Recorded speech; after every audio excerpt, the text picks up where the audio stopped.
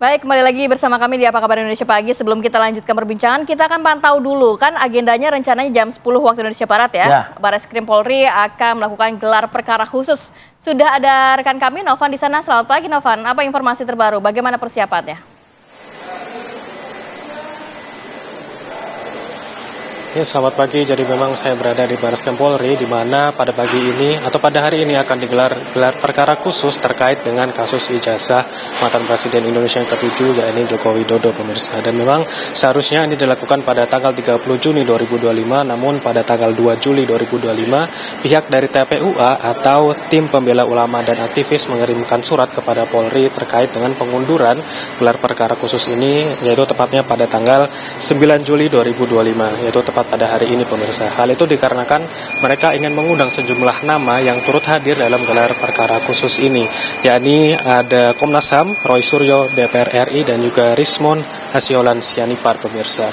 Kemudian mengapa dari TPUA mengajukan hal ini? Hal ini dikarenakan dengan mereka menilai adanya kejanggalan dalam penyelidikan Direktorat Tindak Pidana Umum Barreskrim Polri yang menyimpulkan bahwa ijazah Jokowi ini adalah asli, pemirsa. Dan kemudian tim kuasa hukum dari Jokowi juga akan hadir dalam gelar perkara khusus pada pagi hari ini atau pada hari ini, dan mereka menilai bahwa pada gelar perkara ini belum ada barang bukti yang bernilai novum. Mereka juga menilai bahwa ahli yang didatangkan, Roy Suryo dan juga Rismon, tidak independen dikarenakan mereka berafiliasi strategis dengan pelapor, begitu, pemirsa. Kemudian pemirsa, memang mereka atau TPUA akan hadir pada pukul 9 waktu Indonesia Barat, namun belum bisa dipastikan kapan gelar perkara khusus ini akan dimulai, dan menurut informasi akan digelar secara terbuka. Saya kembalikan lagi ke studio. Baik, terima kasih banyak Novan atas laporannya dan selamat bertugas kembali. Ini masih menarik ya, Via, karena kita akan menantikan bagaimana jalannya gelar perkara khusus pada hari ini. Baik, saya ingin ke Bang Petrus melanjutkan pertanyaan saya yang terpotong tadi. Bang Petrus, silakan, mungkin Anda bisa berkomentar mengenai segala fakta, bukti, keahlian, dan lain sebagainya. Masa sih itu nggak bisa menjadi rujukan begitu loh, untuk kelanjutan atau membuka tabir fakta, takbir terang benderang dari ijazah Jokowi ini? Pertama, kalau Mas Roy Suryo dan Dr. Rismon Sianipar diberi kesempatan untuk menyampaikan apa temuan mereka dan bagaimana keahlian mereka terkait dengan pokok perkara, maka akan terjadi kejutan-kejutan. Karena memang bukti-bukti yang mereka punya itu selama ini mereka simpan. Mereka tidak pernah publish karena memang ditunggu harus disampaikan pada kesempatan yang tepat. Nah, kesempatan yang tepat itulah pada hari ini, kalau gelar perkara ini memberi suasana yang fair, ya, semua pihak diberi kesempatan yang sama untuk didengar keterangannya, diberi kesempatan untuk menyampaikan berbagai informasi, kemudian didiskusikan, maka menurut saya ini akan terjadi banyak kejutan. Terutama bukankah Barreskrim sudah fair kan membuat gelar perkara khusus, Bang Petrus? Oh iya, gelar itu merupakan sinyal bahwa fair. Tetapi kan kita belum tahu ke depannya seperti apa atau suasana di dalamnya seperti apa. Karena kita ini kan juga punya banyak pengalaman terkait dengan yang namanya gelar-gelar perkara ini. Jadi kita berharap suasana yang merespons ya tuntutan publik ini supaya dimaksimalkan. Jangan sampai hanya sekedar formalitas untuk ya bahwa kami sudah gelar khusus dan ya sudah kami dapatkan informasi dari berbagai pihak dan keputusan kami tetap ini dihentikan. Nah, itu yang jadi problem. Bang Petrus, menanggapi pernyataan dari Freddy Alex Damanik tadi, ini nggak akan pernah usai, akan ada laporan baru jika nanti gelar perkara khusus ini ternyata anti klimaks buat Anda begitu. Ini apa sih sebetulnya Bang Petrus yang dicari oleh Roy CS ini begitu? Akankah memang harus Joko Widodo ini berstatus tersangka begitu menurut Anda? Oh tidak, ini kan terutama menyelamatkan apa yang saya selalu katakan, ini kan ada nilai kepentingan umum yang terdapat di dalam dugaan ijazah palsu ini. Karena masyarakat juga kan sudah terbelah, sebagian yakin, sebagian tidak yakin. Tidak yakin, ada pro kontra ya. Terhadap sebagian yang yakin, ya, maka menjadi tugas polisi atau tugas negara untuk menyelamatkan apa yang disebut sebagai lembaga kepresidenan. Coba kita bayangkan, kalau 10 tahun berkuasa kemudian ternyata ijazahnya palsu, bagaimana dengan lembaga kepresidenan kita? Bagaimana dengan hasil Bang, pemilu? Kita garis bawahi, ada kepentingan umum di situ, ada kepentingan masyarakat, transparansi dibutuhkan. Prof, kita tahu gelar perkara khusus ini kan tertutup. Bagaimana masyarakat bisa memantau juga ini benar-benar transparan nih? Ya, bahwa dari maksud gelar perkara ini kan dalam rangka memastikan proses penyelidikan itu transparan, akuntabel, atau kemudian presisi lah ya, sehingga kemudian kredibel semuanya. Nah pertanyaannya apakah kemudian transparan itu identik dengan misalnya live melalui TV, kemudian semua orang bisa menonton. Tentunya transparan tidak identik dengan itu, tetapi adalah transparansi sudah terrespon, terpresentasi dengan adanya misalnya mengundang Komnas HAM, mengundang para pihak, mengundang DPR, dan semuanya pihak, ombudsman dan sebagainya. Itu bagian dari transparansi. Kalau kemudian transparansi dimaknai, disiarkan secara terbuka melalui media televisi, ini menjadi persoalan. Karena apa? Karena nanti akan terungkap pembuktian-pembuktian, baik berhenti maupun dilanjutkan, itu akan menjadi persoalan ketika pembuktian perkara tadi. Memang berbahaya itu? Berbahaya, karena konteksnya adalah alat bukti tadi digunakan untuk kepentingan pembuktian tadi, bukan untuk konsumsi publik kan gitu. Ya? Dan kita lihat saja bahwa ketika persidangan dengan misalnya terbuka, itu kan menjadi saksi, menjadi tidak independen. Karena bisa nyontek sebelumnya, bisa karena pengaruh yang lain, padahal saksi harus dilihat, menyampaikan apa yang dilihat, apa yang didengar, dan apa yang dialami secara langsung. Tidak bisa kemudian berdasarkan pengetahuan-pengetahuan yang lain. Jadi poinnya adalah bahwa kita menghargai Bareskrim, transparansi telah dilaksanakan bagaimana mestinya. Ingin mengakomodir semua pihak. Iya, bahwa yang itu mengakomodir dan kemudian telah dilaksanakan. Persoalannya tadi, apakah suasananya nanti nyaman, apakah suasana nanti aman, apakah kemudian netral, itu yang kemudian harus dijamin. Di kantor polisi udah pasti aman, bro.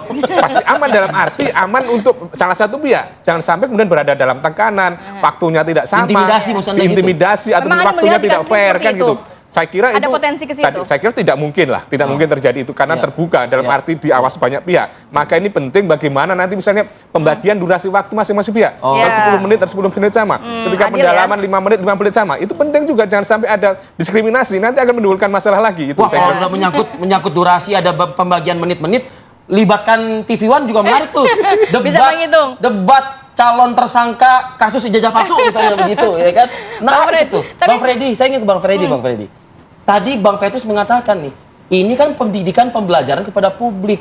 Kalau ternyata benar ijazah tersebut palsu, wah 10 tahun itu... Ya tidak sekedar 10 tahun, sejak dari wali kota. Dari Jakarta kan? Ya. Wali kota, gubernur. Dari wali kota juga Bang Freddy. Ya, dahsyat ya. Kalau itu benar. Bukan dahsyat lagi. Dahsyat ya. Seolah-olah negara ini nggak ada apa-apanya kan begitu.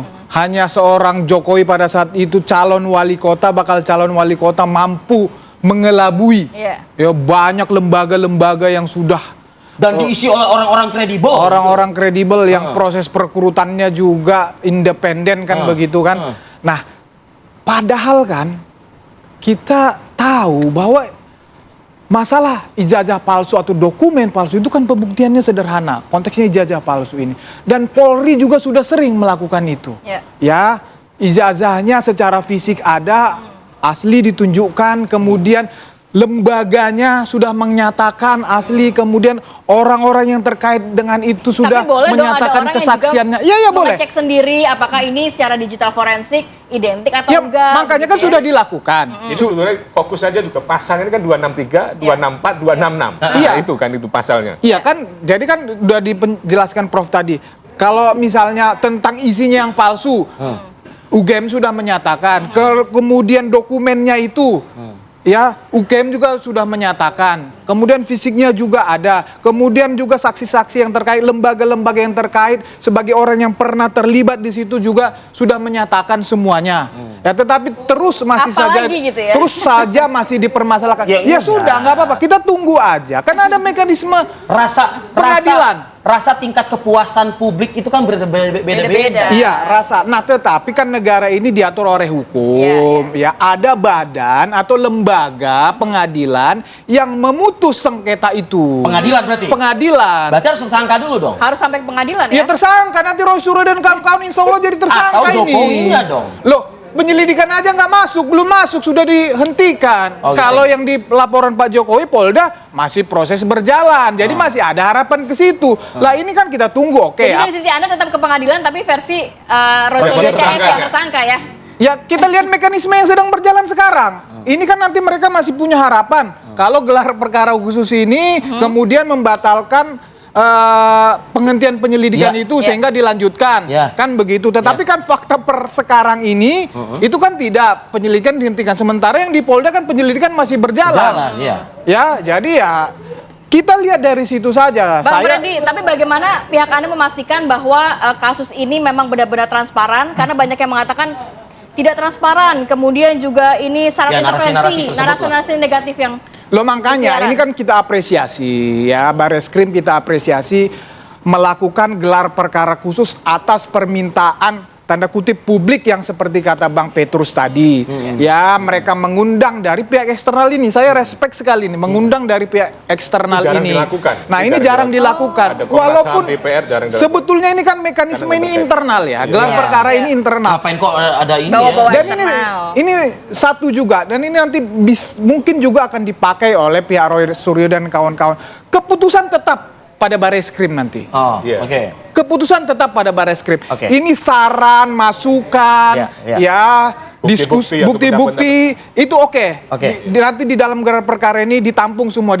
Tetapi keputusan ada pada atasan nanti Bareskrim itu.